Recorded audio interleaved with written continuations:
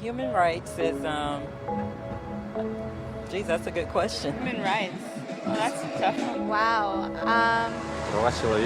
I don't even know how to give that a definition. I would probably have to do a little bit of homework or something. Any right that I think just as a normal, human, any... The rights that humans have. Oh, that's a very large debate. Menneskerettigheder kan betyde mange ting. Tú le puedes preguntar a 20 personas y te van a dar 20 diferentes opiniones. Non saprei, una domanda complicatissima. We just take them for granted that they're there, but we don't even consider what they are.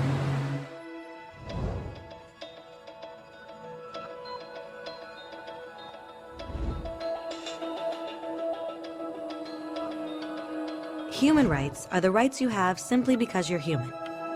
It's how you instinctively expect and deserve to be treated as a person, like the right to live freely, to speak your mind, and to be treated as an equal. There are many kinds of rights. Most apply to a certain group. But human rights are the only ones that apply to absolutely everyone, everywhere. That means kids, old people, poor people, basketball players, garbage men, rappers, teachers, Africans, Indians, Albanians, Christians, Muslims, Kabbalists, atheists, your mom, your dad, your next door neighbor, and you all have the exact same human rights. In other words, they're universal. But the question remains, what are they? Name the human rights? What the human rights are? The right to live. Equality between all peoples. Right to religion, the right to... Is there supposed to be a list somewhere I should be aware of? According to the United Nations, there are a total of 30 human rights, which are usually lumped together and called simply human rights. They're all listed out in the Universal Declaration of Human Rights, which is the world's most widely accepted document on the subject. But it was a long time in coming. At first, there were no human rights. If you were in with the right crowd, you were safe. If you weren't, well, you weren't. But then a guy named Cyrus the Great decided to change all that. After conquering Babylon, he did something completely revolutionary. He announced that all slaves were free to go. He also said people had the freedom to choose their religion, no matter what crowd they were a part of. They documented his words on a clay tablet known as the Cyrus Cylinder. And just like that, human rights were born. The idea spread quickly to Greece, to India, and eventually to Rome. They noticed that people naturally followed certain laws, even if they weren't told to. They called this natural law, but it kept getting trampled on by those in power. Not until 1,000 years later in England did they finally get a king to agree that no one can overrule the rights of the people, not even a king. People's rights were finally recognized, and they were now safe from those in power. Kind of. It still took a bunch of British rebels declaring their independence before the king got the point that all men are created equal. Which isn't to say he liked the idea, but he couldn't stop them, and America was born. The French immediately followed with their own revolution for their own rights. Their list was even longer, and they insisted that these rights weren't just made up. They were natural. The Roman concept of natural law had become natural rights. Unfortunately, not everyone was so thrilled. In France, a general named Napoleon decided to overthrow the new French democracy and crown himself emperor of the world. He almost succeeded, but the countries of Europe joined forces and defeated him. Human rights was again a hot topic. They drew up international agreements, broadly granting many rights across Europe. But only across Europe. The rest of the world somehow still didn't qualify. Instead, they got invaded, conquered, and consumed by Europe's massive empires. But then a young lawyer from India decided enough was enough. His name was Mahatma Gandhi, and in the face of violence, he insisted that all people of Earth had rights, not just in Europe. Eventually, even Europeans started to agree. But it wasn't going to be that easy. 2 world wars erupted. Hitler exterminated half the Jewish population of Earth in horrifying Nazi death camps.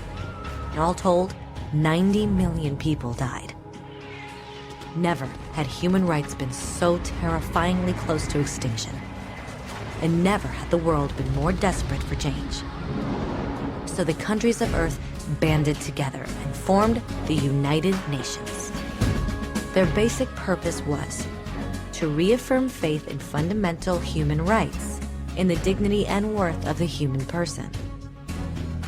But what were human rights? Were they the proclamations of Cyrus, the natural laws of Rome, the declarations of France? Everyone seemed to have a slightly different idea of what human rights should be. But under the supervision of Eleanor Roosevelt, they finally agreed on a set of rights that applied to absolutely everyone. The Universal Declaration of Human Rights. The French concept of natural rights had finally become human rights. So, in summary, at first, only a few lucky people had any rights, until one of those guys decided, hey, other people should have some rights too, which was great, except not everyone agreed. And it only took a few thousand years of fighting and declarations and more fighting until everyone finally agreed that human rights should apply to everyone. And they all lived happily ever after. Except for one little problem. If people have the right to food and shelter, why are 16,000 children dying of starvation every day? 1 every 5 seconds. If people have freedom of speech, why are thousands in prison for speaking their minds? If people have the right to education, why are over 1 billion adults unable to read? If slavery has truly been abolished, why are 27 million people still enslaved today? More than twice as many as in 1800. The fact is, when it was signed, the Universal Declaration of Human Rights did not have the force of law. It was optional. And despite many more documents, conventions, treaties, and laws, it's still little more than words on a page.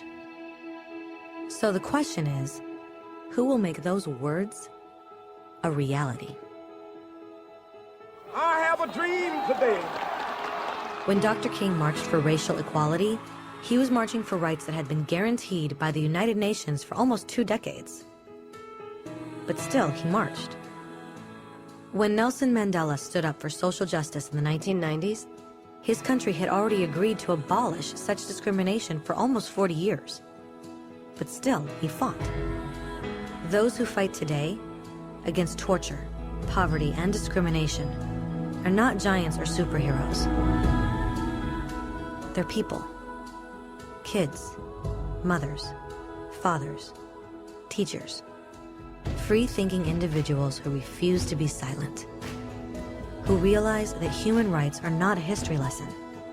They're not words on a page.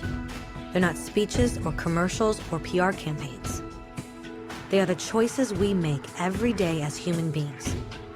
They are the responsibility we all share to respect each other, to help each other, and to protect those in need.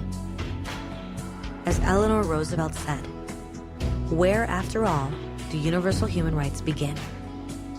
In small places close to home. So close and so small that they cannot be seen on any maps of the world.